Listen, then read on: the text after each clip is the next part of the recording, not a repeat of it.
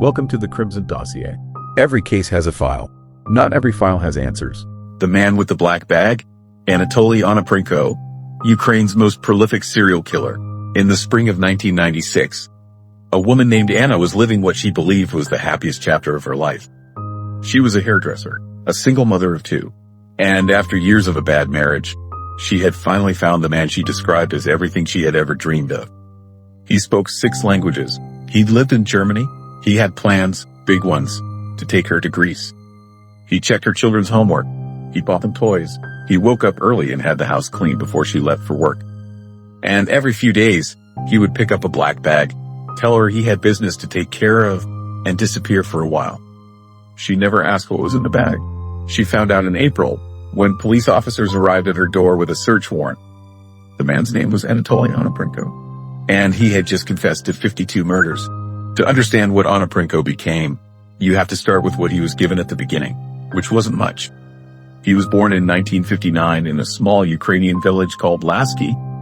His father, a World War II veteran, had left the family before Anatoly was even born.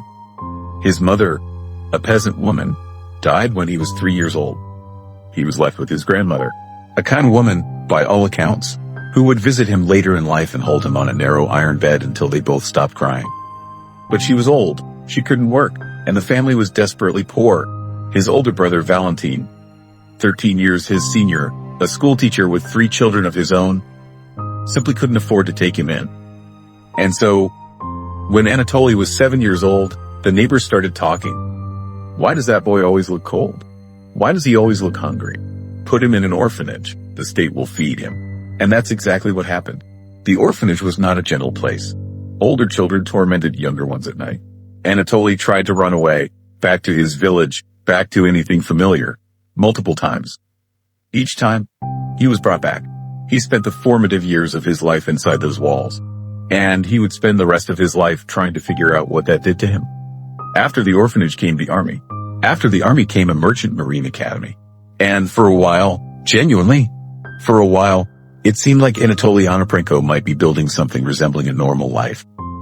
He became a sailor. He traveled the world.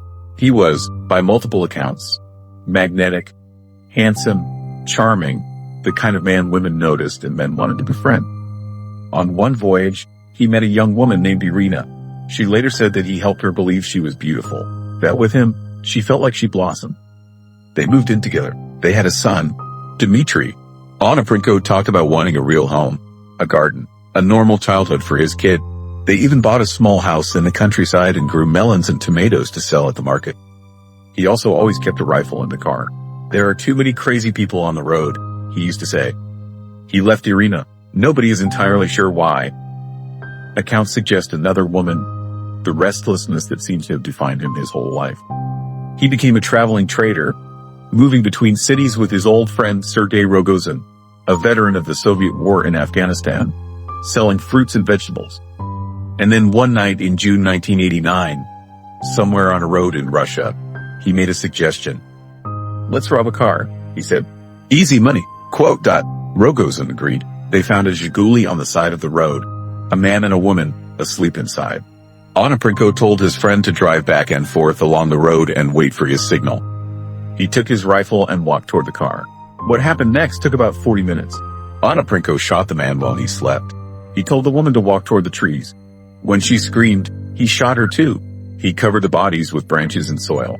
He took everything of value from the car, about 30 rubles and a car radio, and set it on fire. When he came back to Rogozin, he said he'd had an argument with the owners. Tied them up, left them on the shoulder. They split the money and sold the radio at a market. The following month, another car, another couple sleeping, both shot, a gold ring taken from the woman's hand. A month after that, a family of 5 returning from a vacation in Crimea. A man, 3 of his sisters, an 11-year-old boy. Onoprienko shot all of them. When he noticed one of the women was still moving, he finished her with a knife. Rogozin later said he understood, by that point, what his friend was doing. He said nothing, did nothing. He told journalists, "What was I supposed to do?" Quote. He got 13 years for his role in the killings. Onoprienko, for his part, later said something that Rogozin echoed independently, in almost the same words. He wasn't doing it for the money. He was going out to kill people the way you go out hunting. I only understood that later. After the killings with Rogozin, the two men made a pact, never speak of it, never turn each other in, and parted ways. Onoprienko disappeared into Europe. He traveled illegally through Germany, Yugoslavia, Greece, Hungary, worked as a plasterer, spoke of those years later with something approaching nostalgia. Life was good there. I didn't feel the urge to kill. Quote. He wanted to stay in Germany. His method for doing so was singular. He deliberately committed theft and robbery, hoping that a prison sentence would lead to citizenship. It didn't work. The German authorities, after some time, questioned whether he was mentally competent. He was transferred to a psychiatric facility. He escaped. In 1994, he was deported back to Ukraine. Within weeks of his return, he was picked up by police at a railway station in Kyiv. He had been standing motionless in front of a ticket window for over an hour, staring at the clerk without blinking. He was committed to a psychiatric hospital. Diagnosis: paranoid schizophrenia. He escaped from there too. Robbed an elderly woman's apartment while she was out. Ate a pot of pancakes and a jar of condensed milk. Took 2 crystal vases, a ring, and a necklace. Found a pair of men's sneakers. Changed into them, and went back to the hospital. Eventually he was released. He crossed back into Germany illegally. Was deported again. This time, with no money, no home, and no plan, he went to find his brother Valentin, whom he hadn't seen in years. Valentin thought his brother was dead. When Anatoly showed up at his door, Valentin welcomed him with open arms. Onoprienko settled into domestic life with remarkable ease. He slept, he watched television, he read books, he danced at the local community center. He slept in the same bed as Valentin's cat, which he adored. He didn't drink, he didn't smoke. He told everyone he had a business in Germany, that he owned a house, that he was leaving for Greece soon, and he showered the family with gifts: a new car battery for Valentin, a leather jacket, a fur coat, a tape recorder, watches, 2 buckets of herring, a case of margarine, cash pinned to the spines of the cactus plants on the windowsill.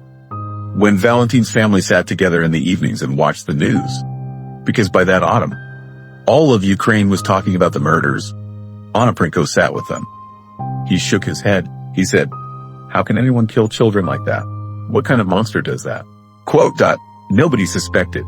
The gifts, they would later learn, came from the homes of his victims. The black bag he took on his business trips contained a sawn-off shotgun he had stolen from a friend of the family.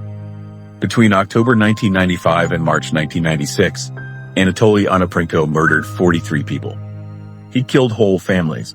He killed elderly women living alone. He killed a man cycling down a rural road who happened to stop when he heard a shot. Onoprienko had staged a gas canister on the road as bait. He killed an infant by suffocation after its mother had already told him where the jewelry was hidden and had begged him, on her knees, to spare at least the child. He left the house with a bottle of champagne.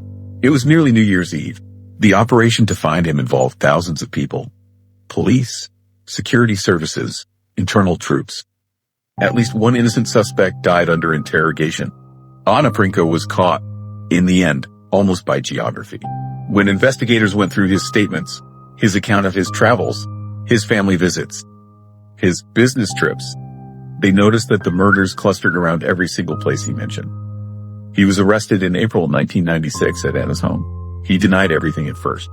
Then, abruptly, he stopped denying and confessed to everything, including crimes the investigators hadn't yet connected to him. During visits to crime scenes, he was calm, methodical, and precise.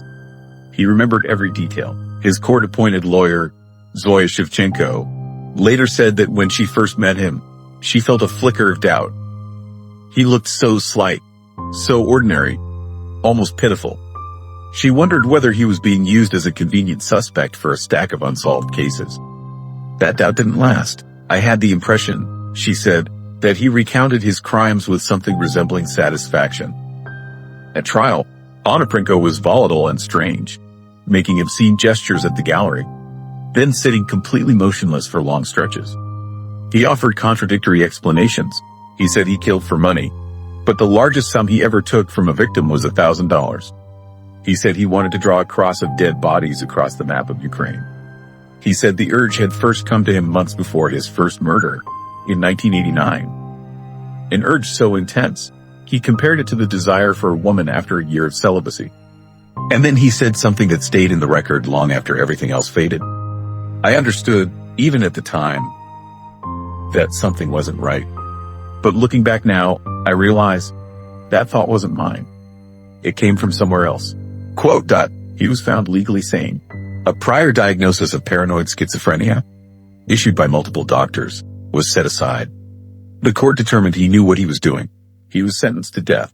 Ukraine, having just joined the Council of Europe, imposed a moratorium on capital punishment. The sentence was commuted to life imprisonment. Onoprienko spent the rest of his life in a cell. No family member ever visited. Not Irina, his first partner. Not Anna, the woman who called him the man of her dreams.